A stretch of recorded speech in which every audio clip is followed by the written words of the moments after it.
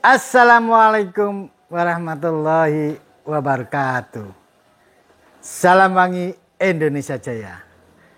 Masih tetap bersama kami Bang Udin Copacabana Parfum Gresik. Saudaraku, lama Bang Udin absen karena memang ada banyak kesibukan.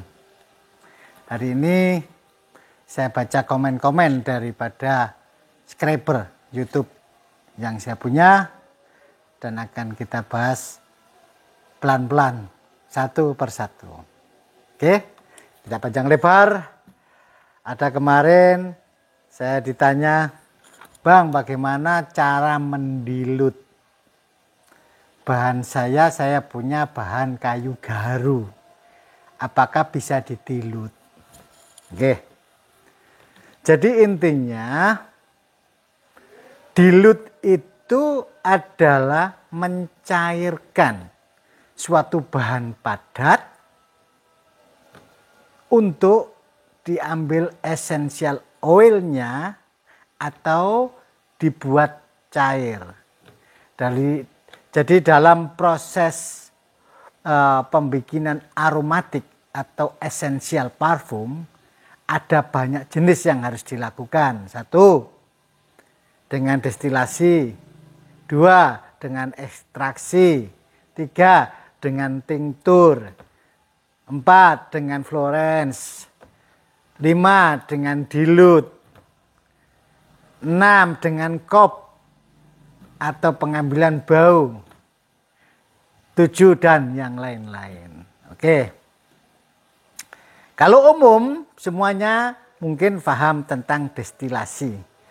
Jadi untuk destilasi itu penyulingan atau pemasakan suatu bahan yang memang mengandung essential oil untuk diuapkan, didestilasi, diembunkan, dicairkan, yang nantinya essential oilnya itu akan terpisah dan itu yang diambil, airnya dibuang. Oke, kalau untuk itu umum ya, itu namanya destilasi. Kita tidak panjang lebar, kita membahas untuk yang dilut. Kalau didilut misalnya bahan kristal atau kita memproses misalnya vanili ya. Di Indonesia banyak bahan namanya vanili. Nah itu dia proses kerjanya yaitu diekstrak untuk diambil wewangiannya atau essential oilnya, kemudian dikristal. Karena memang untuk vanili itu memang kadar esensialnya oil tinggi dan itu baunya sangat keras yang akhirnya dia dipadatkan dalam bentuk kristal. Nah, dalam proses parfumeri dari bahan kristal itu kemudian distribusikan, kita ambil atau kita beli, kita olah. Supaya untuk mencairkan lagi, kita proses lagi. Namanya didilut, yaitu dicairkan. Bahan yang kita pakai banyak macam-macam. Ada yang pakai etanol, ada yang pakai DPG, dan ada bahan-bahan solvent yang lain. Yang bisa mencairkan daripada vanilin. Nah, itu yang bahan kristal, misalnya benzoin, ya, terus vanilin, terus muste atau pentalit, itu yang memang dari pabrikan, itu memang sediaannya kristal. Nah, otomatis kan kita harus mendilut. Nah, itu berbagai macam teknik dan caranya. Sekarang menjawab pertanyaan, apakah kayu gaharu bisa didilut? Nah, sepanjang pengetahuan kami, kayu gaharu itu proses kerjanya yaitu bisa melalui pressing atau jadikan serbuk, kemudian diperas sampai berapa tekanan dia keluar essential oil atau kandungan minyaknya. Yang atau dia diproses destilasi, disuling, kemudian diambil minyaknya. Nah kalau untuk didilut ini yang kita memang Belum pernah nemui, tapi di logika saya, apapun suatu bahan yang memang ada kandungan essential oil yang berupa padat atau apa, itu tetap masih diproses dilute yang namanya diceng pada arah tincture. Tincture itu perendaman dalam jangka waktu yang panjang. Misalnya kapulaga Timur Tengah atau India ya. Itu satu bisa didestilasi, dua bisa ditincture atau perendaman dalam proses lama. Itu paling tidak kalau untuk kapulaga itu minimal 1 bulan. Dia direndam di DPG atau etanol. Sehingga kadar oil yang di dalam bahan itu akan terurai atau tersolven di cairan itu. Nah, bagaimana dengan kayu garu? Ya, otomatis dengan kepadatan dan esensial oil yang tersimpan di serat kayu, otomatis kita butuh jangka waktu yang lama. Bisa jadi 6 bulan. Jadi misal ini kayu garu, kita kasih solvent, etanol atau DPG atau bahan yang lain, dia disimpan di wadah ini. Ini kalau untuk kayu garu, saya kira perhitungannya itu sekitar 6 bulan. Jadi cairan nanti akan menyusut. Kita tambah lagi menyusut atau diuapkan. Nah, pada proses pelapukan daripada kayu itu akan mengeluarkan essential oil yang tersolven di cairan tersebut. Salah satunya, nah kayak ini vanilin, gitu. Nah, vanilin ini bentuk padatan kristal, kemudian kita dilute. Nah, misal contoh ya, nah ini dalamnya lama-lama dia akan mencair atau teremulsi di cairan tersebut. Itu cara proses dilute. Contoh lagi ini benzoin. Benzoin juga begitu.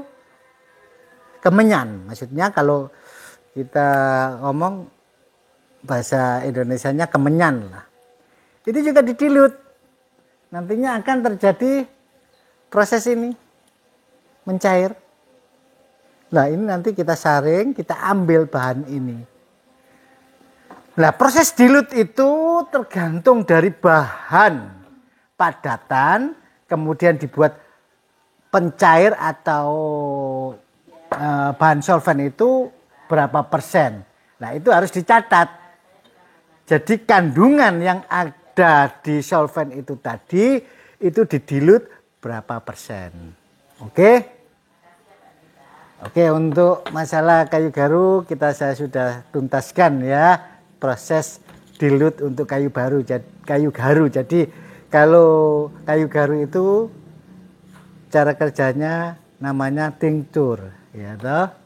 Direndam kayak bunga melati, mawar juga bisa.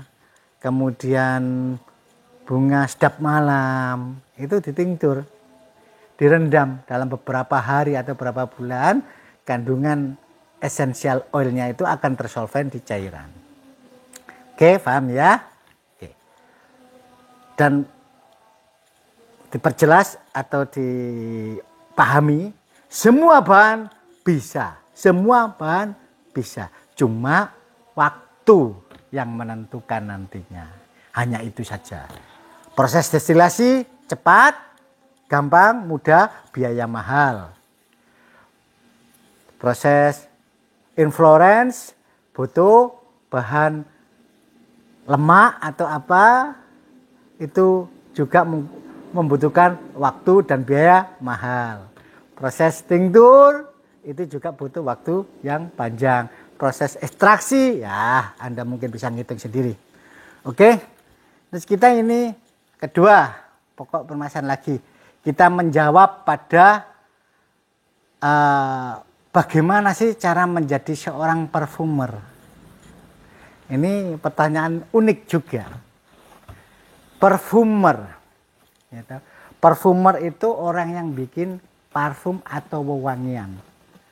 Bagaimana proses untuk menjadi seorang parfumer? Satu, harus mempunyai bekal pendidikan yang mumpuni. Contoh, mengerti tentang kimia. Kenapa? Parfumer nanti akan dihadapkan pada aromatic chemical, essential oil, dan bahan-bahan yang lain yang perlu diketahui dan perlu dimengerti. Dari semua itu ada kandungan atau unsur-unsur kimia atau unsur-unsur atomnya, molekulnya, karbonnya, itu yang kita pelajari dan kita harus mengerti. Makanya seorang parfumer paling tidak harus mempunyai basic kimia chemistry untuk bisa menghitung berapa kandungan molekul, atom atau mol yang ada di suatu unsur bahan. Karena setiap essential oil atau aromatic chemical itu ada kode atau rumus kimianya.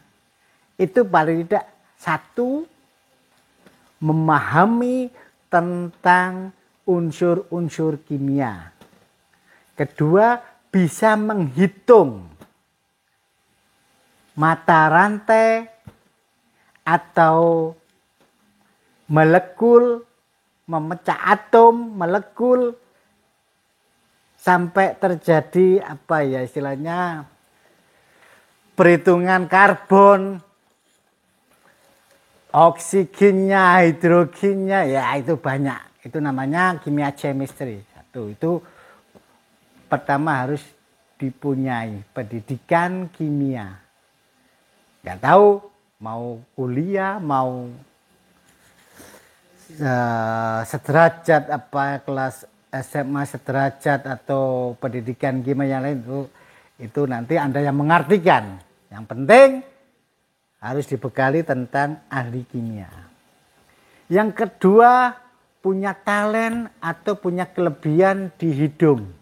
Memori. Jadi seorang parfumer itu paling tidak mempunyai penciuman yang tajam. Untuk penciuman yang tajam itu pun bisa dilatih.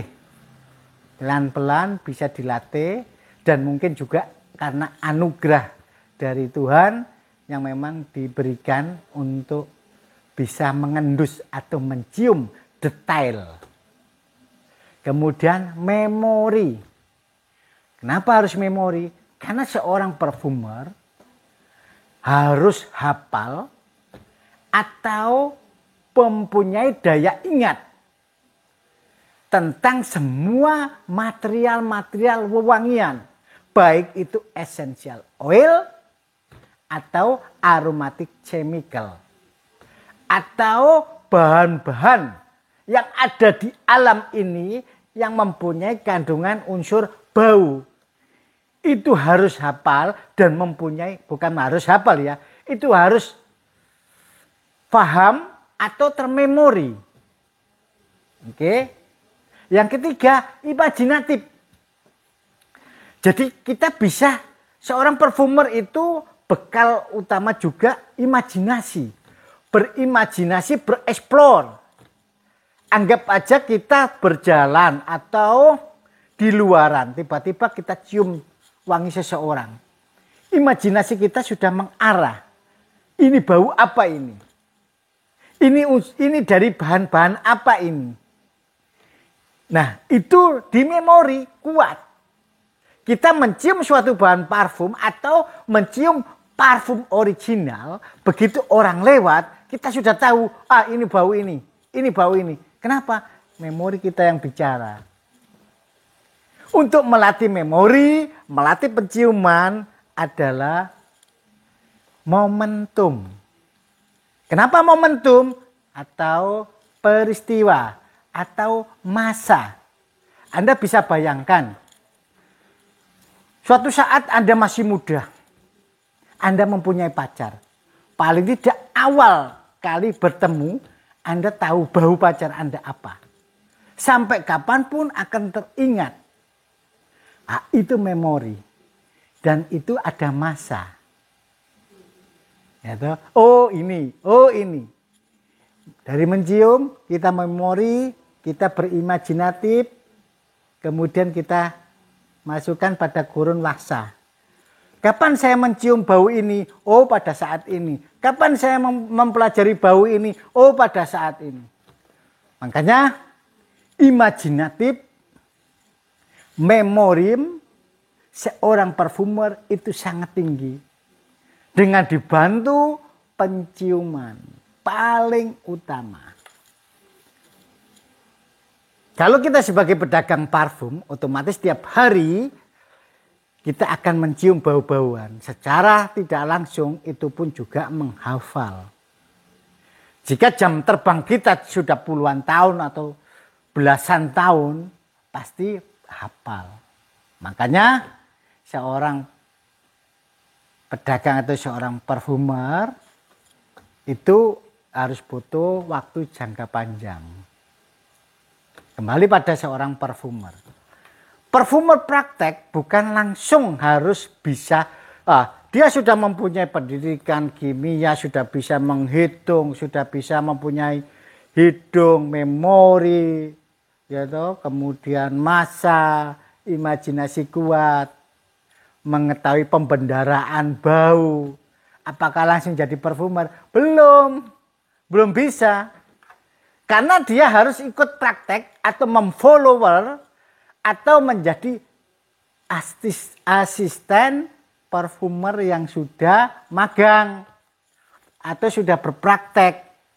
Jadi kita harus mencari, menginduk atau belajar menjadi asisten seorang parfumer. Supaya apa? Kita mengerti pola dan kita mengerti cara meracik yang benar dengan pola pendidikan yang kita punya, pembendaraan bau yang kita punya, cara meracik, cara memformulasi. Nah, kalau kita jadi seorang asisten parfumer, paling tidak kan kita selalu tahu, mengerti. Oh, mencampur ini sekian persen. Oh, ini. Karena tiap hari kita lakukan, akhirnya hafal. Penting sekali dan itu sangat sulit. Jika kita tidak punya keberanian atau kemampuan untuk mendekati seorang parfumer. Karena seorang parfumer itu betul-betul mahal dan master. Dan itu pun tidak gampang. Sangat sulit untuk didekati. Konsultasi aja sangat sulit. Apalagi jadi asisten. Nah, itu kendalanya. Paham? Dan itu pun minimal 3 tahun jadi asisten. Ibarat kata jadi pembantunya seorang parfumer. Setelah itu selesai, kita mencoba magang. Bereksperimen. Belajar sesuai dengan pengalaman jadi seorang asisten parfumer, kemudian kita punya bahan dan kita punya yang lain. Akhirnya belajar berterapis, pelan. Jadi mohon maaf sebelumnya, banyak mereka yang masuk ke WA saya yang hanya belajar dari konten YouTube, tapi ingin cepat-cepat jadi seorang parfumer. Itu salah. Jadi apa yang saya bikin atau yang ada di konten-konten YouTube yang lain, itu hanya pengetahuan dasar atau mempersimpel pola kerja, cara praktek, bikin parfum hanya sebatas pada long lasting, kemudian mengadop atau menduplikasi atau apa. Kalau untuk menciptakan suatu bau, ini betul-betul sulit. Tidak segampang apa yang kita bayangkan. Tapi tidak ada salahnya jika kita memang mempunyai talenta atau keinginan yang seperti itu, kita belajarnya otodidak dari bahan-bahan dasar yang kita cari, kita browsing, kita kumpulkan pelan-pelan. Karena bahan-bahan dari essential oil, aromatic chemical, jenis fixatif atau apa itu ribuan. Dan itu butuh banyak biaya untuk menyimpan atau untuk belajar. Ya. Tapi saya salut dengan pemirsa saya, antusiasme ingin menjadi seorang parfumer betul-betul hebat. Karena menjadi seorang parfumer itu memang butuh mahal.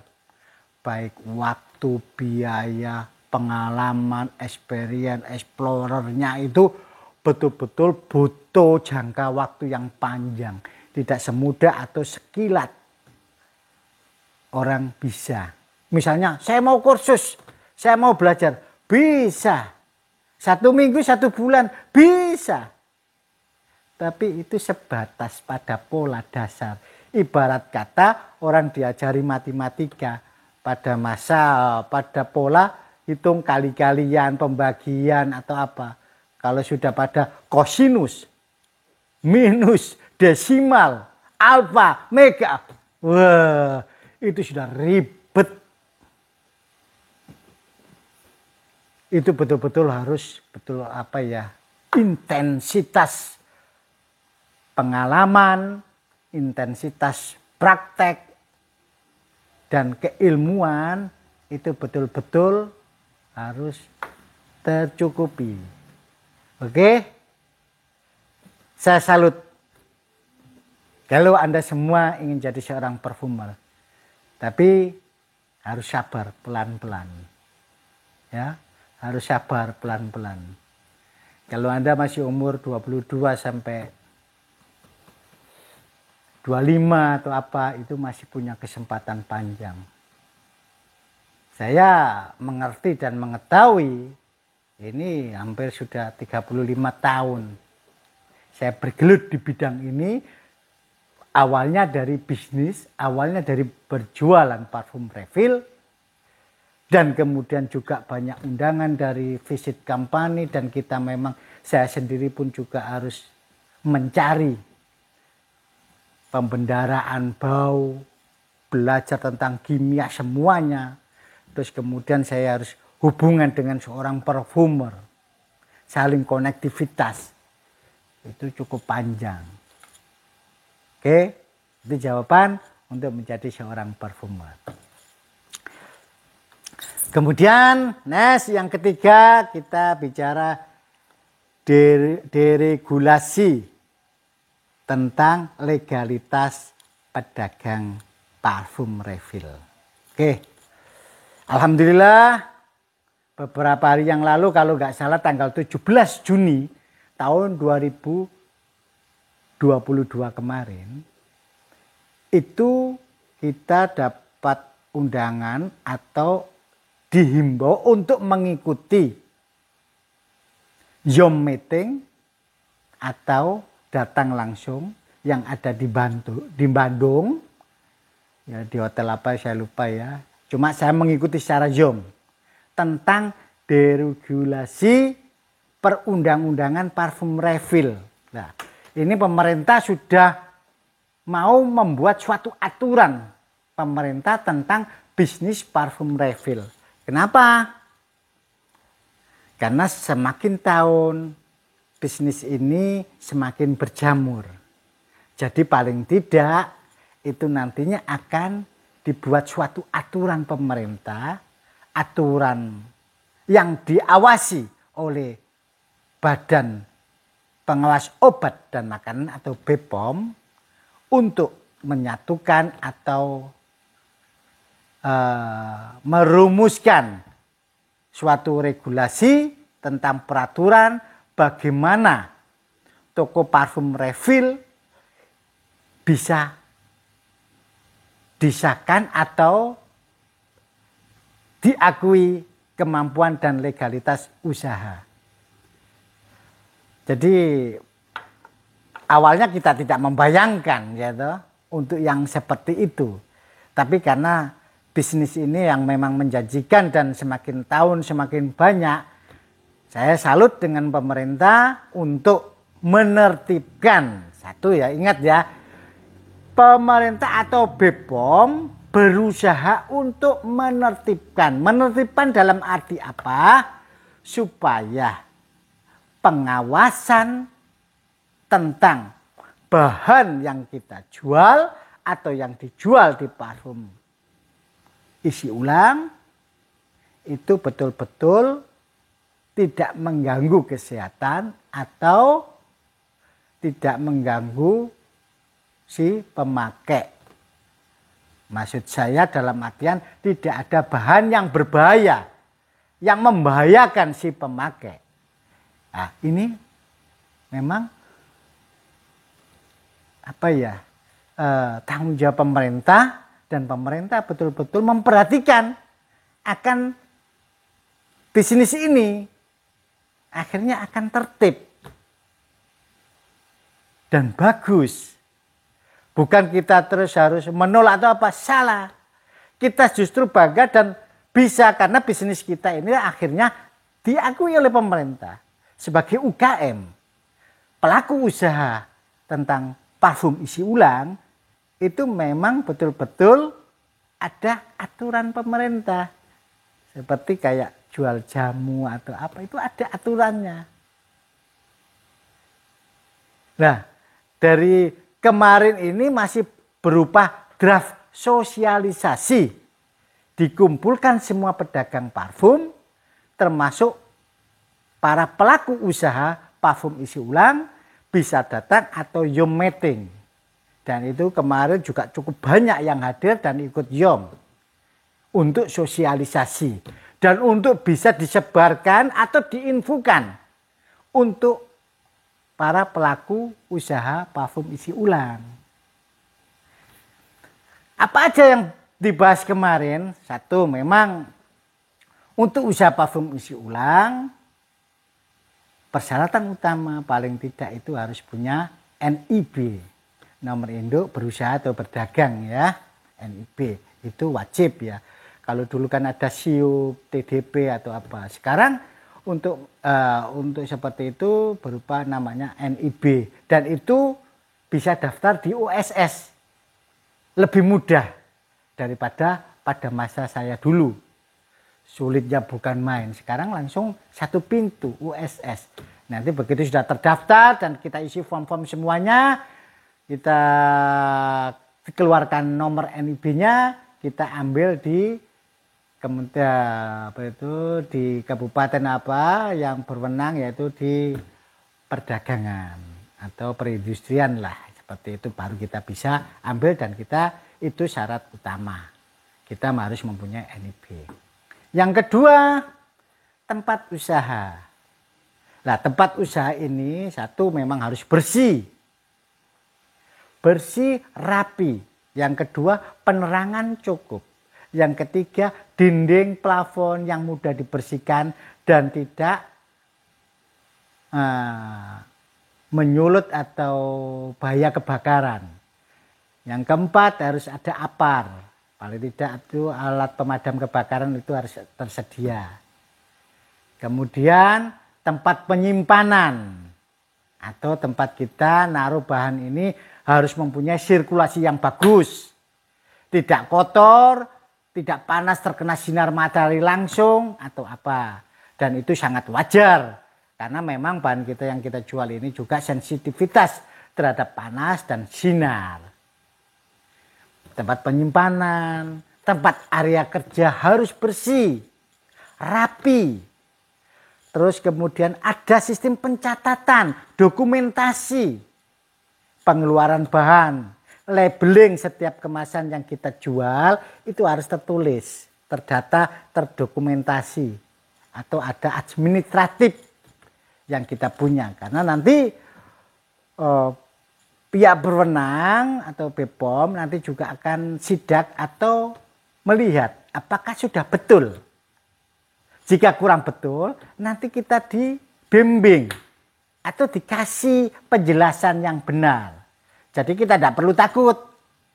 Biasanya orang kita datangi sudah baru datang, kita ketakutan.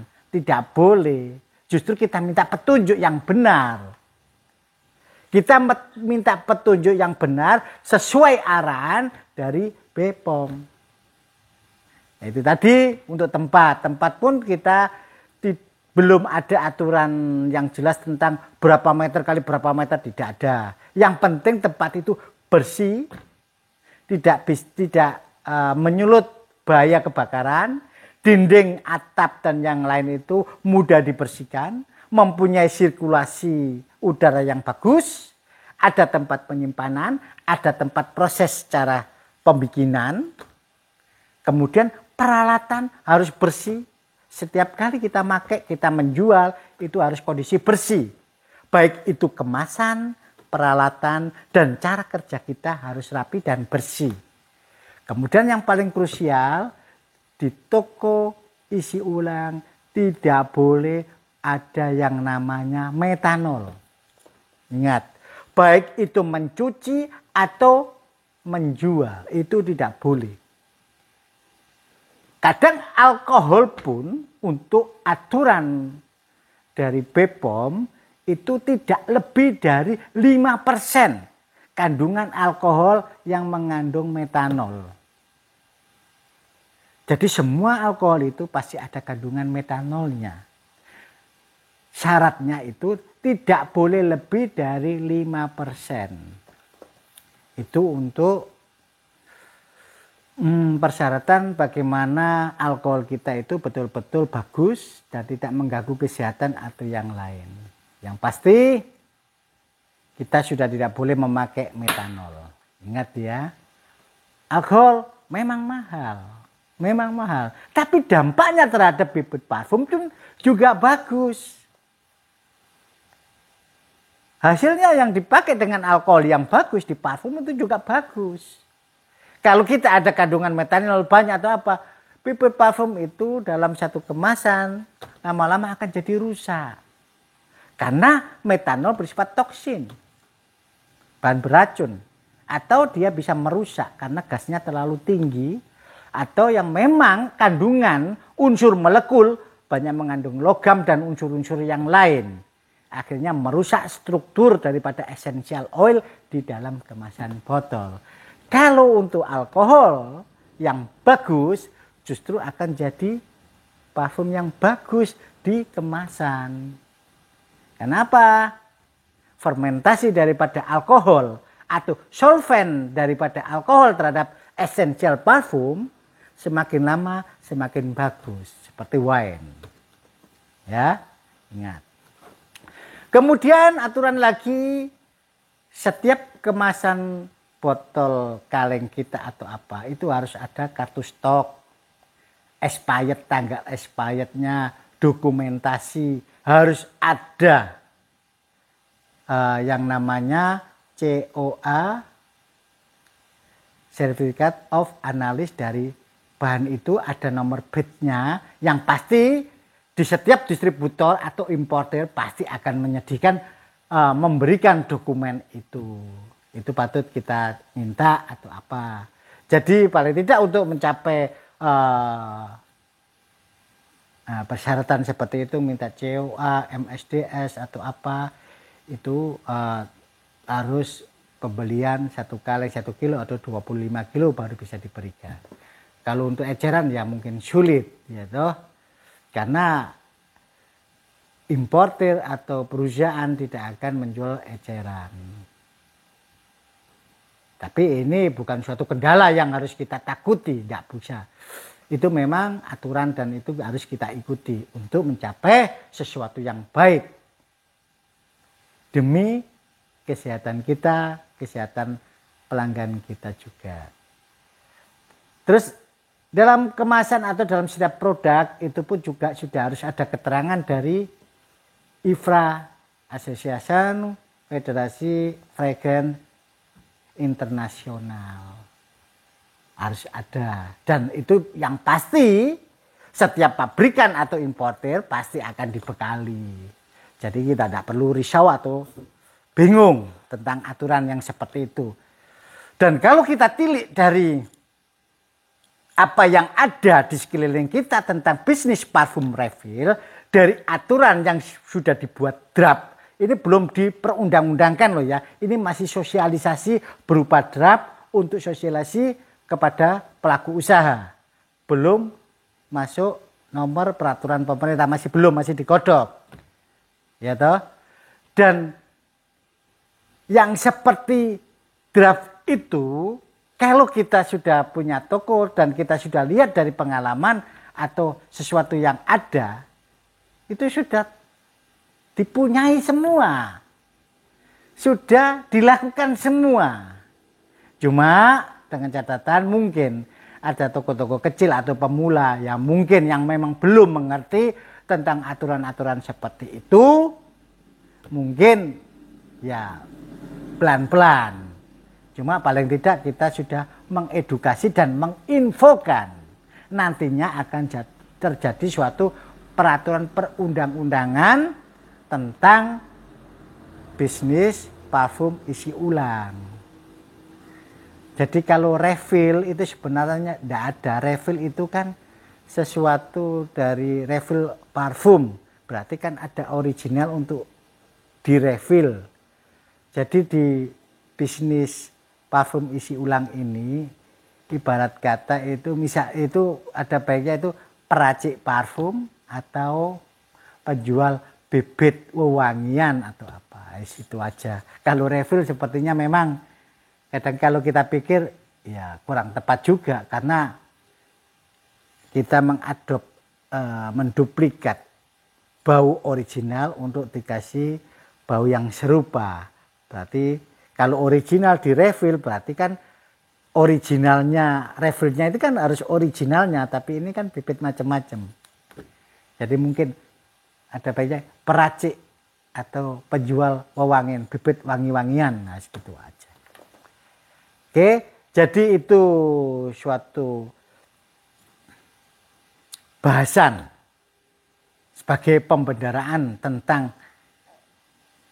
legalitas atau deregulasi tentang bisnis parfum peracik bibit parfum.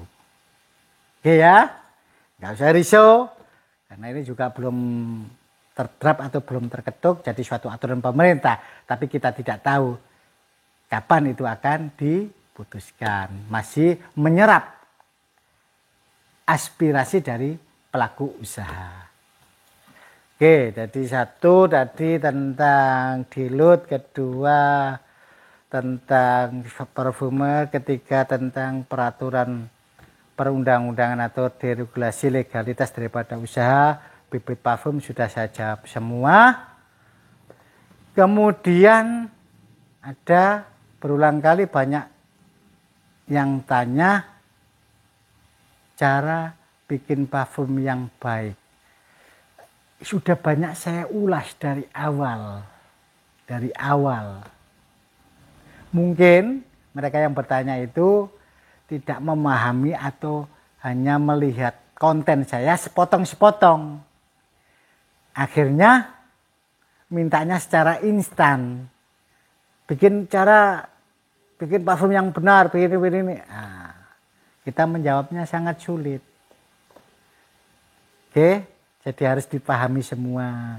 Sesuatu yang memang sulit, ya perlu ditanyakan. Tapi kalau di konten saya sudah ada, ya saya jawab, coba pelajari konten saya yang lain. Oke. Terus lagi masih banyak yang bertanya cara berapa persen fixatif yang diberikan, berapa persen. Kadang kita bingung, padahal kita sudah bicara tidak lebih dari 5% untuk masing-masingnya. Ada yang 1%, ada yang 0,1. Cuma bingungnya mereka tidak bisa memahami. Maksudnya berapa banyak. Kan kalau kita logikakan persentase kan ya mengertilah cara menghitung. Pasti banyak. Kalau 30 mili ini dikasih ini visasinya berapa mili.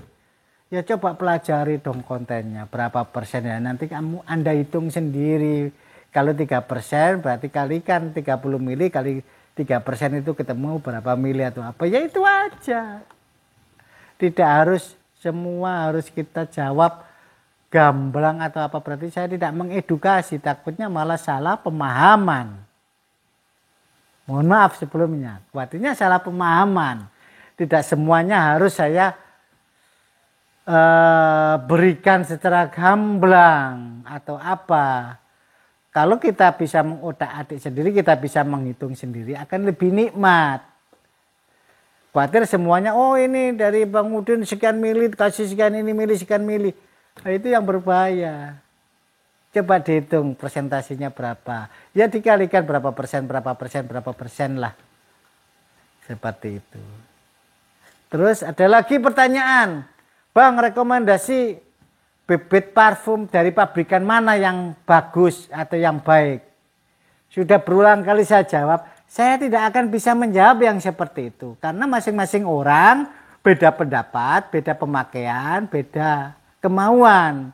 Dan kalaupun saya jawab, takutnya saya salah. Saya pakai ini. Orang lain ngomong, oh lebih bagus pakai ini.